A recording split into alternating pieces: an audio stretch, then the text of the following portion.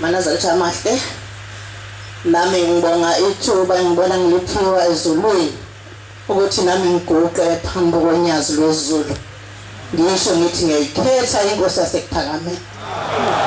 Manazalitha amahle ngumntwana omncane kodwa nami ngizokhuluma indaba engayithola ngifika emzini walapha ngiganekho.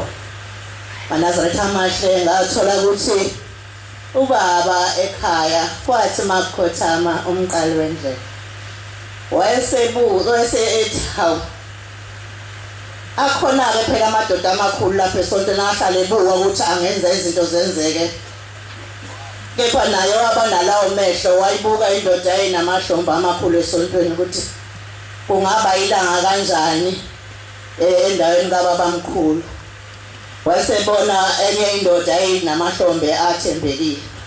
Wayesekhanyiselwa-ke ubaba wami ukuthi cha lapha simkhona kuyoma uShembe ezike ezulwini.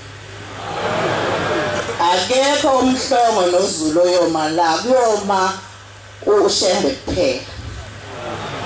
Ithi le ndoda baba yabona uShembe esuke phansi wayezulwini ngalokho kudliza kwenhliziyo yayo.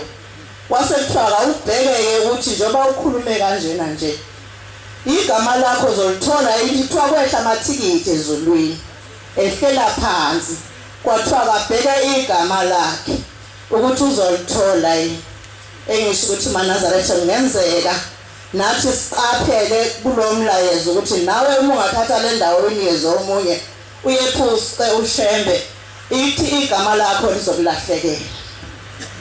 Uthi-ke wacinga kakhulu akazange alithole igama lakhe.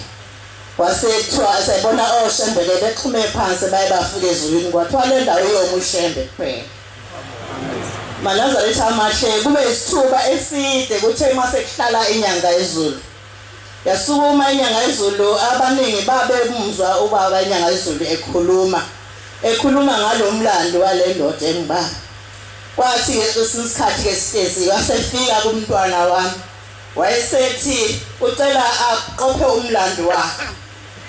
Ngabe ngingawazi umlando wakhe mina omunye ngase nguthatha ke lo mlando Manazalitha amahle sengithatha imbuzi sengihamba ngiyephethe kuhle ngifika ngimcelela ubaba ukuthi ngicelela intethelelo ngimcelela negama lakhe ukuthi libhalwe encwadini yokuphila njengoba wangalibonanga.